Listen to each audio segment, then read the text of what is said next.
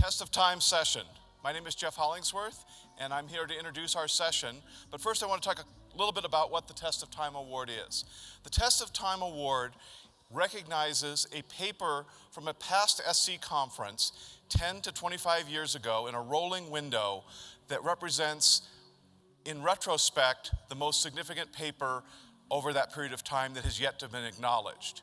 And the idea is that we recognize papers as the best paper based on what we think its potential is when it's first presented at SC. But the test of time is an opportunity to look back and say, with the benefit of hindsight, which paper from past SCs has had the most long-lived impact on our community. And so that's what the Test of Time Award is about. Today's Test of Time Award winner is benchmarking CPUs to tune dense linear algebra, past, present, and future. That's the title that was added. The original was the original title of the paper.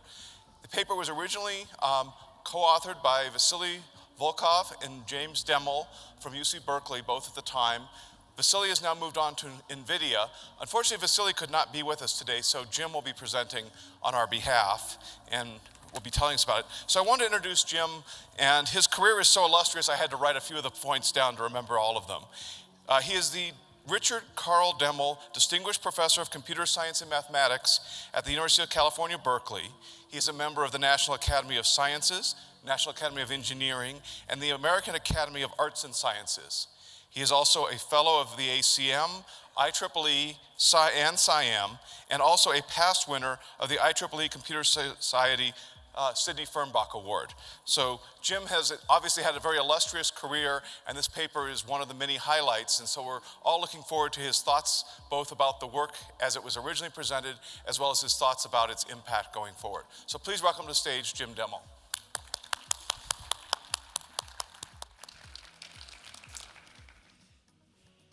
It's a pleasure and an honor to be here. I'm sorry Vasily can't be here, so if there are any deep, hard questions about GPUs, I will refer them to Vasily.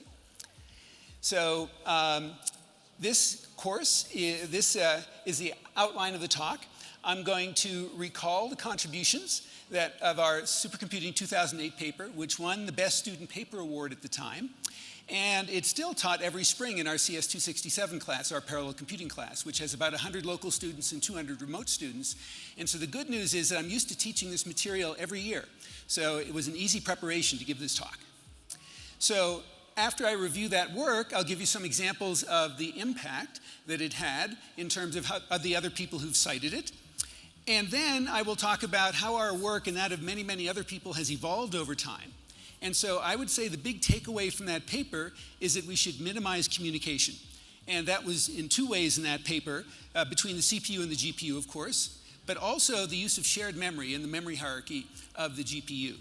And so all of that work, I would say, led to a whole decade of work on communication avoiding algorithms. And I will give you a couple of slide overview of where that stands right now. But let me go back to the 2008 paper. So here was the motivation back then. NVIDIA had released the cuBLAS 1.0 in 2007, which is the BLAS for CPUs. And of course, that meant, oh, it's going to be easy to port LAPACK to GPUs. All we do is call gem from the cuBLAS.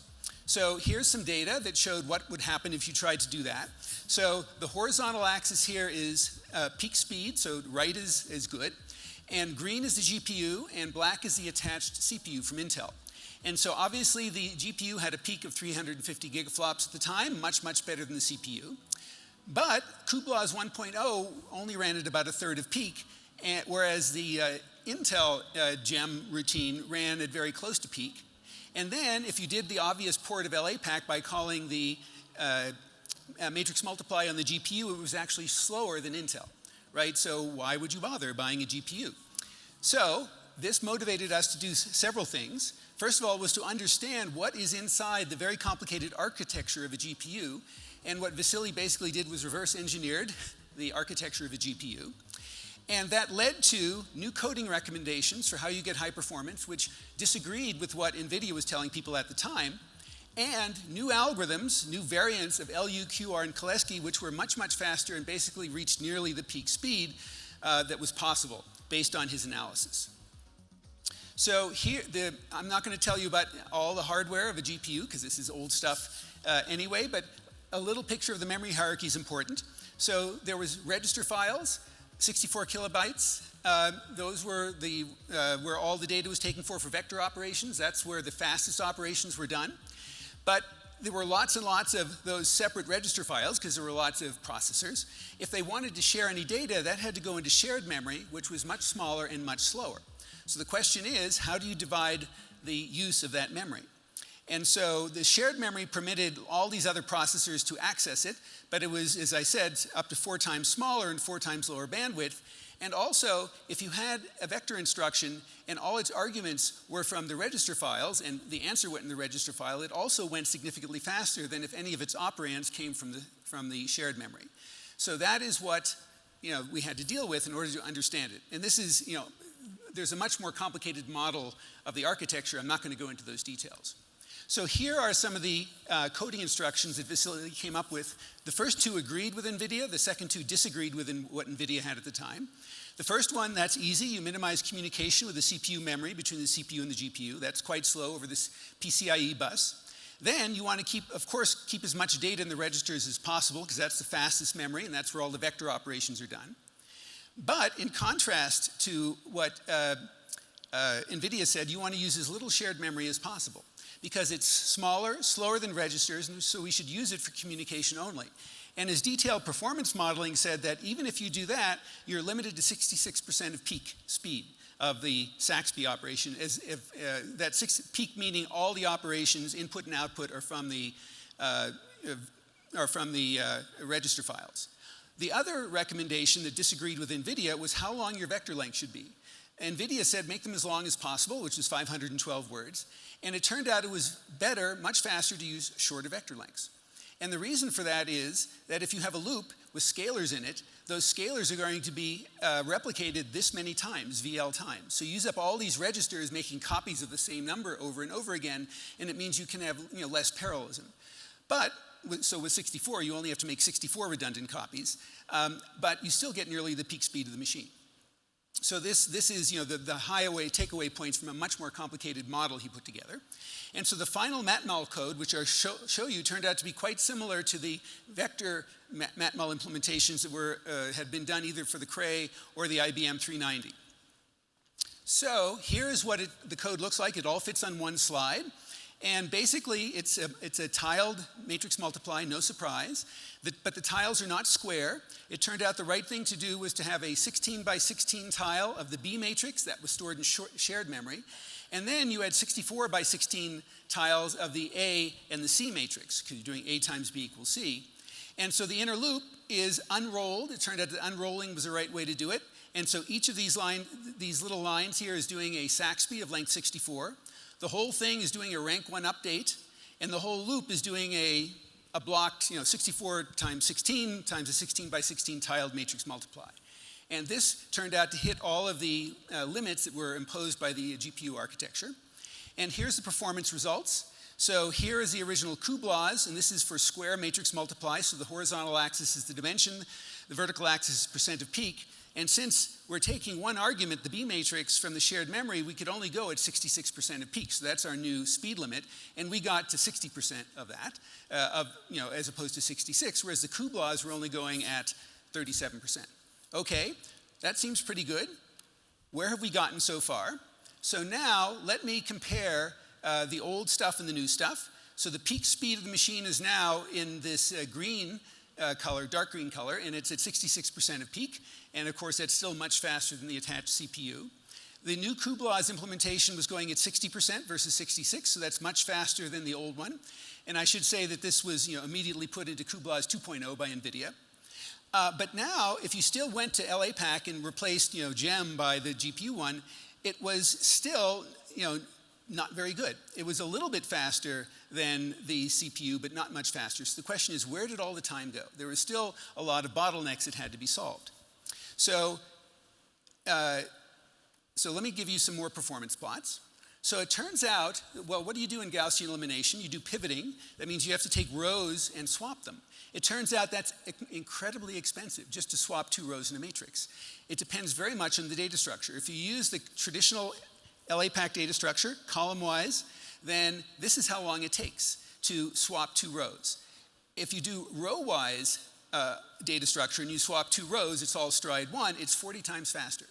And so this could take up, when you're running it this way, if you use a column-wise data structure, it may be that the mere swapping is a large fraction of the time, even though that's order n squared work compared to the n cubed flops. So that means that we can't use the same data structure. We have to use different data structures. Here's another example of what we cannot do on the GPU, and that's BLAS1.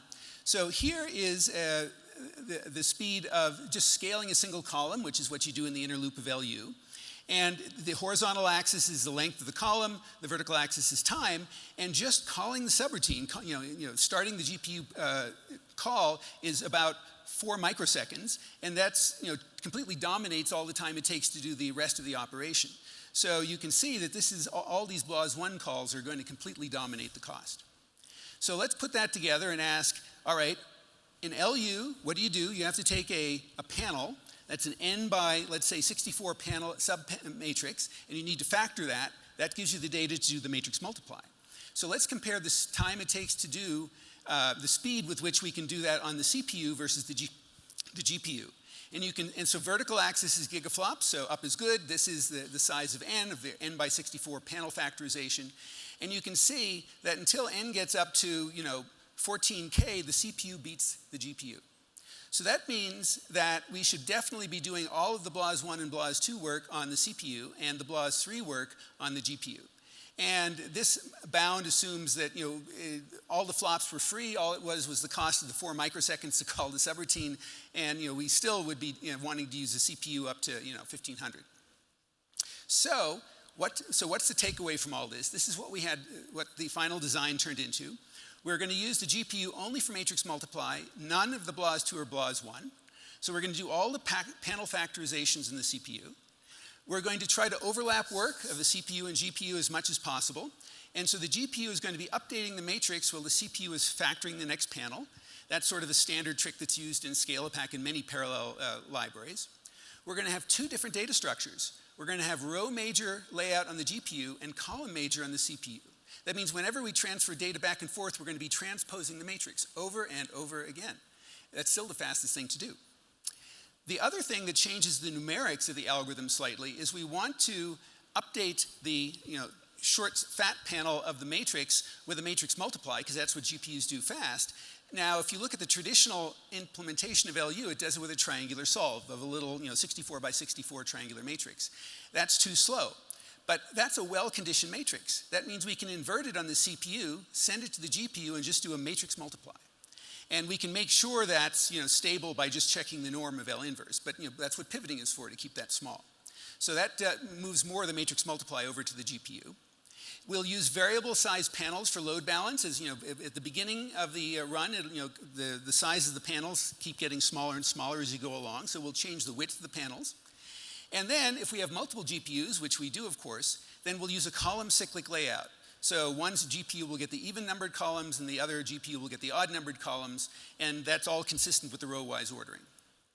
So when we finally put that all together, here is the performance. Vertical is gigaflops, up is good, horizontal is the dimension, and we have all 3 basic factorizations, QR, Cholesky, and LU, and you can see that by the time you get to about 1024, you're beating the CPU finally, and you're getting around 50% of peak, not quite as good as the 78% of peak that you get in the CPU, but it's definitely well-used GPUs. And if we take the ratio, this sort of says that, yeah, the matrix has to be pretty big, before, over 1024. So this is a speed up of using this GPU versus the CPU, or versus this GPU versus the CPU. So yeah, so maybe 1024 or 750. So if you want to know a little bit more detail, and Vasily has an enormous amount of detail in the paper, this is a breakdown of all the timings. So where is the time spent as a function of the order of the matrix? And so the vertical axis is percentage. So when the matrix is really, really large, no surprise, you're spending most of your time working on the GPU. There's a little bit of overlap, and there's a little bit of time doing the transfer back and forth, but you're mostly running at the peak speed of the GPU in this dark blue area. But in the middle, you have a lot more of the overlap, so it's very important to do that overlap. You have a lot more transfer, and you have the look ahead and you have the transpose. But the transpose never turned out to be a big fraction of the time. So that says that, this tells us how important it is to do that overlapping.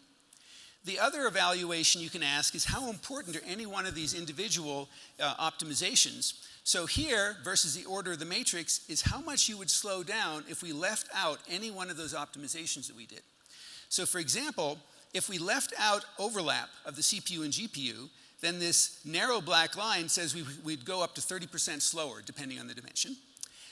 If we did triangular solves as opposed to multiplying by the inverse of the triangular matrix, we'd lose up to 40% of the time.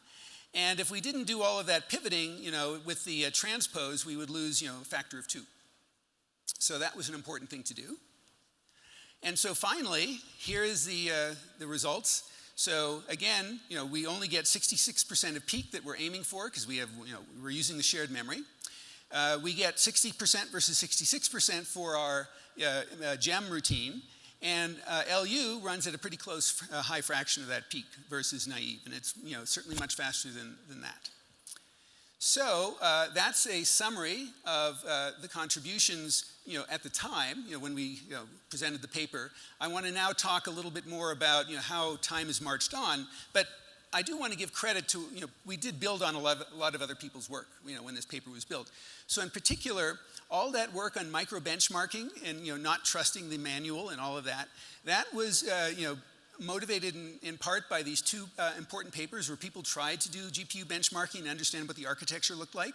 And that basically taught Vasily to rely on the empirical data and less on the specifications. He works at NVIDIA now, so that's a different story. Internal view of the specifications.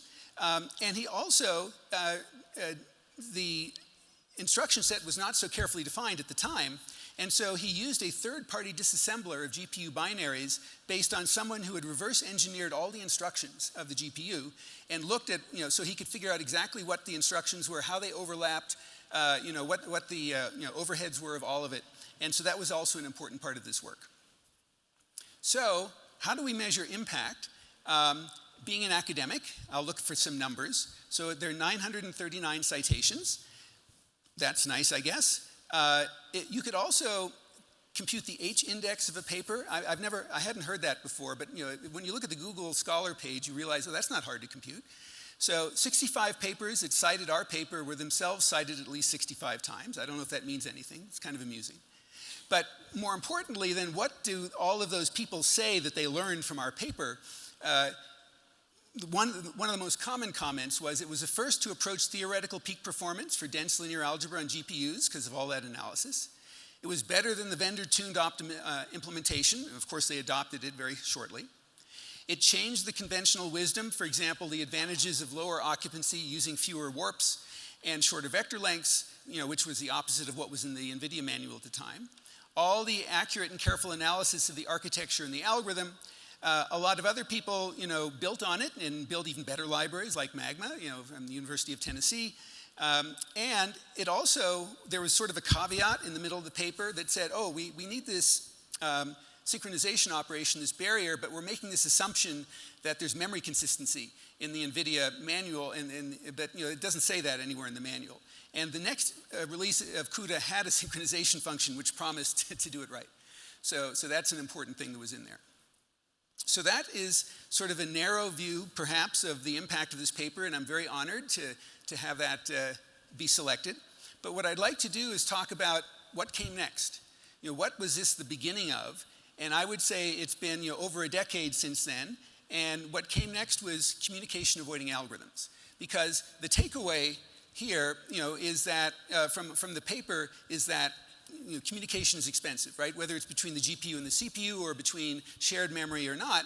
And so our group and many, many others have spent a lot of time now trying to minimize communication. And that means between every level of the memory hierarchy, whether it's on a GPU or a CPU, between different processors over a network, between different processors over the cloud.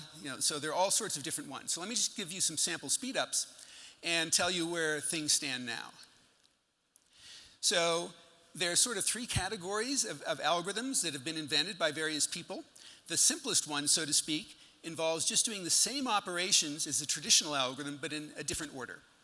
And so, for example, for dense matrix multiply, we invented an algorithm called 2.5D dense matrix multiply, which minimized communication by replicating data in a certain way, and that got up to 12x speedups over the previous best vendor implementation. If you want to do a sparse times a dense matrix, which comes up in certain machine learning algorithms, the same idea gives you about 100x speedup compared to what people had done before. It isn't just linear algebra, it also applies to graph theory, which also looks like three nested loops if you implement it with Floyd-Warshall. And that was a 6.2x speed up using those same ideas. And it doesn't have to be three nested loops, you could have two nested loops, the direct end body computation, and that was a factor of 12 speed up. Now, that's one category of approach. The other one was getting a mathematically identical answer, modulo round off, but using a different algorithm. And so we went back to working on GPUs, and we had an algorithm called tall skinny QR, which got a 13x speed up. The eigenvalue problem got up to a 6.7x speed up. So this has all been dense linear algebra so far. Now we get to the sparse stuff. So BiCG-STAB is an iterative solver that's used at, for lots of scientific computations, and there was a more modest but still a significant speed up there. And we finally began to move into machine learning, no surprise, because there's lots of opportunities there. And this is for something called coordinate descent lasso, which is an L1 minimization problem, and there was a big speed up there too. Now finally, if you don't care about getting the mathematically identical answer, but a good enough answer, then the sky's the limit in terms of what you can do in machine learning. And so, for example, for support vector machines, we got a 16x speed up by choosing a different subset of the data to give you almost as good an answer for your classification. And then 135x speed up for ImageNet training. And if you were at my grad student Yang Yu's talk this morning, you heard about some of that work. So let me just talk about the fact that this has been had some recognition. So this algorithm up here, the 2.5D dense matrix multiply, there's a talk right now at this moment being given by a team of folks from Switzerland that I'd very much like to be at, where they have a slightly faster version of this, and they're up for a best paper prize. So this is Torsten Hoffler and company, so I would very much like to hear that. But I've taught this course in my parallel computing course for a number of years, and a few years ago a student heard it, thought it was a good idea, decided to do a startup, a machine learning startup. He had a lot of other great ideas too, and the name of the startup was Nirvana, and it was acquired by Intel a few years ago.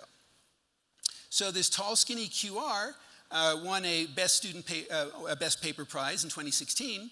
We finally got it out into LAPAC 3.7 in December 2016, and we're hoping this week to get another version of it out the door. So we're have a lot of folks back home in Berkeley and in Tennessee, doing a lot of software engineering to try to get the next version of it out. And then finally, into the machine learning, the support vector machine work got a best paper prize at IPDPS. And this 135x speed up, which I should say, it held the world record for ImageNet training for 1 week until somebody ran it on a bigger supercomputer. That's the way it is. And that won another best paper prize. And it's since been adopted by all the big companies, Google, Facebook, Sony, and in the MLPerf, which is the high performance Linpack benchmark for machine learning. So anyway, so that's sort of where things stand, and what comes next. And so this is what we're working on now, and the natural question is, how far can we generalize all of these optimal tilings that were the basis of this? And so what we would like to do in principle is consider arbitrary code that looks like nested loops accessing arrays. You can have any number of loops that you like. You can have any number of arrays that you like. You can have any number of subscripts that you like, and they can be arbitrary, messy things, right? Affine linear combinations. So that sort of covers most code. And so I'm very happy to say there's a theorem we've proven. There is a lower bound. And if so, and this is the simplest case, so you have a big DRAM where all your data is, you have a small cache of size m, and you're saying, I want to implement this algorithm any order, I want to, and I want to count how many reads and writes there are between cache and DRAM. And I want a lower bound on that. And it turns out the answer looks very similar to the matrix multiply answer. The lower bound on the number of words you have to move is lower bounded by some constant times the number of loop iterations, so n cubed in matrix multiply. divided by the cache size to some magical exponent, so 1/2 in the case of matrix multiply. And where E comes from is a long mathematical story, but there is an algorithm to compute it. And it varies, it depends on all the details of your algorithm. So that's the lower bound, and the question is, can we attain it? We know how to optimally tile matrix multiply, and I'm pleased to say there's another recent theorem. There's always a tiling that attains it, no matter what your code looks like. Now, as you might guess, there's some assumptions. So for one thing, we are going to produce this optimal tile, but the loop bounds have to be big enough for it to sort of fit, and I'll address that in the next slide. And of course, if you have dependencies, that's going to limit how you can reorder stuff, so dependencies have to permit. So now given that, what do we do about these assumptions? So what about the small loop bounds? So just to be concrete, what about matrix vector multiply, which is something we understand very well? So you could think of that as matrix multiply with one very small loop bound of size 1, and if you try to use the matrix multiply tiling, it's not going to work, right? Because the tile for matrix multiply won't fit inside the vector. So what we'd like to do is extend all of this work no matter what your tile sizes are. So here's an example we figured out recently, which a lot of people care about. It's convolutional neural nets. It's 7 nested loops. Here's the inner loop.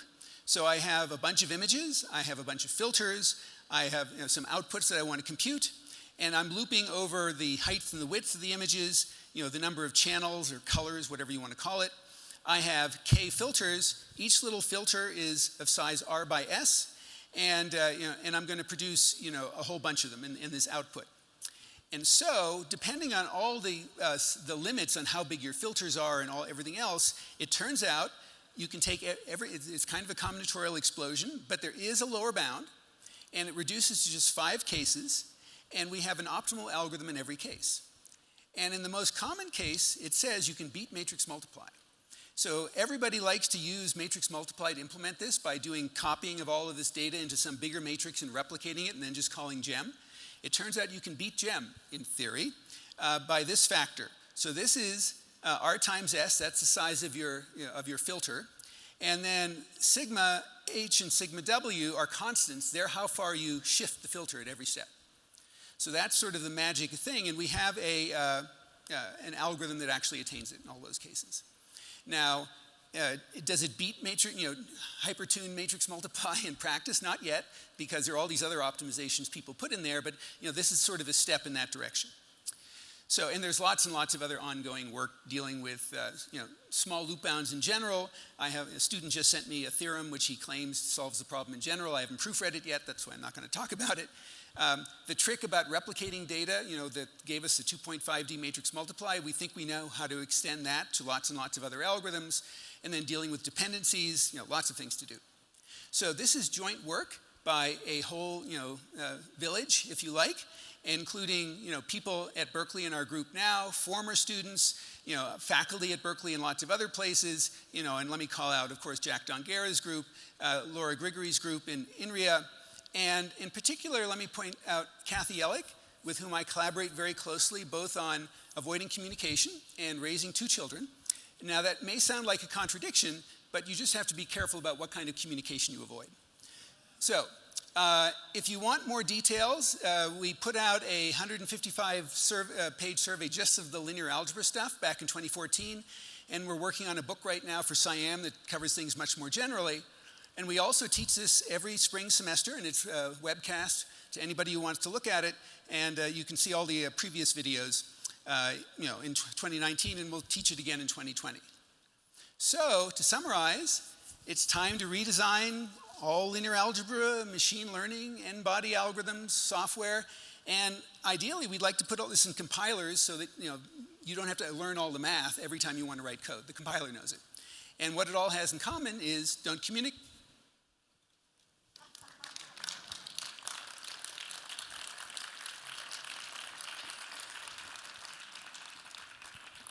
Okay, we have some time left for questions. If people would like to step to one of the microphones.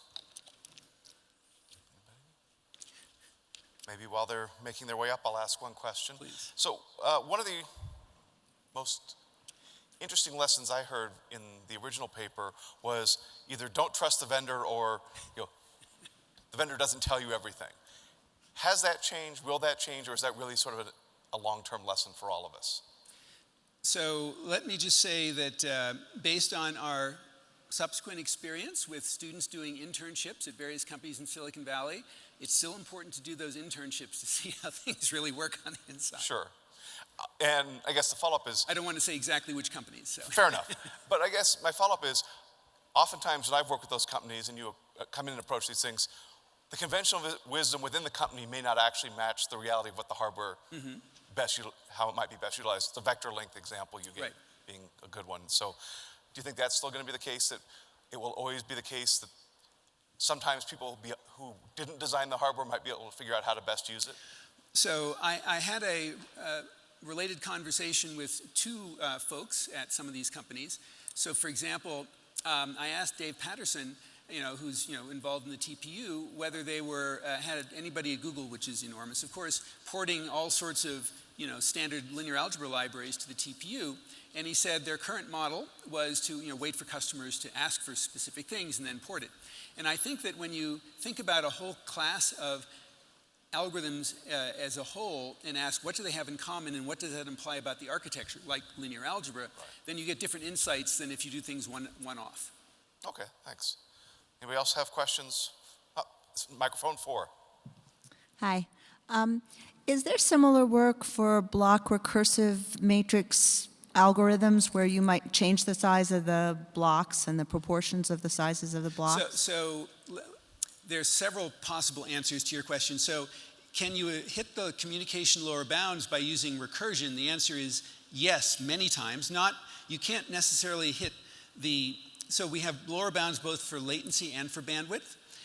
Latency being, the number of packed messages. And we can usually hit the bandwidth lower bound all the time by using the usual recursive algorithms, like divide your matrix in half, do the left half, update the right half, etc. But it doesn't always hit the lower bound for latency because of all the messages that you need to pass that are avoided by these new algorithms.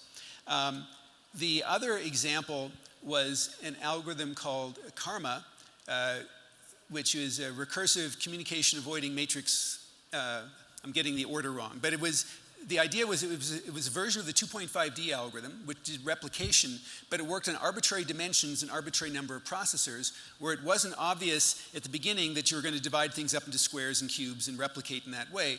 So it did it recursively and decided how much memory it had left at each point to decide how much replication was possible.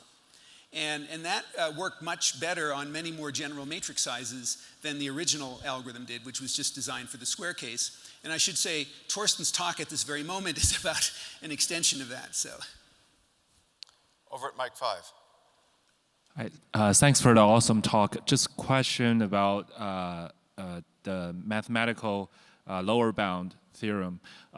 Is there any consideration of the target architecture in there? How can you comment on that? Yes. So the way that this work has proceeded is that we start with the simplest case, which is 2 levels of memory, a small cache and a large DRAM, and we use that and we extend it to arbitrary architectures. So the next step is to do a whole memory hierarchy, and that's quite simple. You just sort of draw a line between L3 and L4, and you can count how much data has to move across that. You can apply that recursively. In the case of a parallel machine, the slow memory is one processor, and the slow memory is all the other processors. And that lets you count how much data has to move in and out of any single processor. And then there's the heterogeneous case, and in that case we can assign different cost constants to every wire. Some processors will have faster flops, faster bandwidth, faster latency, and we can take that into account in our model to sort of assign different subsets of work to every processor. And we've also taken into account non-volatile memory. And in that case, reads and writes have separate costs. The original model charged everything the same way. And we can now get separate lower bounds for the reads from the writes. And we can separately minimize those. In particular, that's important if writes are the most expensive. So yes, so the one nice thing about this work is it's all very interdisciplinary. And so the algorithms people hang out with the hardware people all the time. Our offices are down the hall. And so we don't fall behind. Mic 4. Great talk, Jim. Thank you. back in the dark ages when we first did the Linpack Benchmark, there was a strong correlation between the performance of computers of the day on Linpack Benchmark and general scientific computing. Now that's no longer true. The Linpack Benchmark, the traditional form, is way off in one corner of performance of computers. Two questions. Is your algorithms having an impact on the top 500? And does your algorithms represent scientific computing in general? So I think the top 500 is set in, if not stone, then something very hard. And I've had I compare it to the home run derby. I've had a couple of conversations with, you guess who, about what flexibility might be possible in terms of changing what the vendors were allowed to do, but it's not changing as far as I know. But it's changing in a different sense, that there are different benchmarks, right, that are being introduced, which are more memory bound instead of being compute bound. And so, I mean, the community is obviously responding to come up with better benchmarks that more reflect science. So does this work on reflect all of scientific computing? Well, that's too big to sort of say yes or no. I mean, we've recently moved into machine learning, and machine learning has recently been moving into science, right? So there's growth in that direction. To the extent that a lot of scientific codes look like nested loops accessing arrays, yes, that's what we're trying to cover in great generality. Do we deal with all possible dependencies yet? No, but I have a conjecture I can tell you about. If we have a whiteboard, as to how this, mathematics might extend to that case. So. Question. At 4. Any work on small matrices in batch? Okay, so there is some work. Repeat the question. I'm not sure if I heard. Okay, so the batch BLAs, or batch LU, or batch QR, whatever you want to call it. So there is a committee for that. There is a new version of the BLAS Standards Committee that's been meeting regularly for the last few years, trying to come up with a consensus on what that should look like. Because there's so many applications that do many, many small calls on the same matrix, and Dungera has been chairing that, and I'm on sort of leading a subcommittee as well, and we're having a dinner tonight to talk about it, about next steps. And so one direction of that new BLAS Standards Committee is the batch version. And a lot of companies had already come up with their own interfaces, and so that's when it's time to come together and have a standard so everybody could agree on the interface. And I would let, Jack's been leading that effort, so I will let him speak to that. The other thing that's been in the standards committee is reproducibility. So we have a new subset of the BLAs which are meant to guarantee reproducibility so that you get the same answer no matter how many processors you run it on, no matter what order of summation you have. And I should say that the IEEE Floating Point Standards Committee just put out its latest standard, finished in July. And I was on the committee and proposed a new instruction which was accepted that's meant to make meant to make floating point summation associative. And so that's in a whole nother talk. But it's also, the reason the committee was willing to approve it, it also makes high precision much faster. It's basically two-sum, which is a well-known operation with a slightly different rounding mode that supports both reproducible summation and higher precision like double-double. And the BLAS Standards Committee is asking how does this get incorporated in all those interfaces. Are there other questions? I do have one other.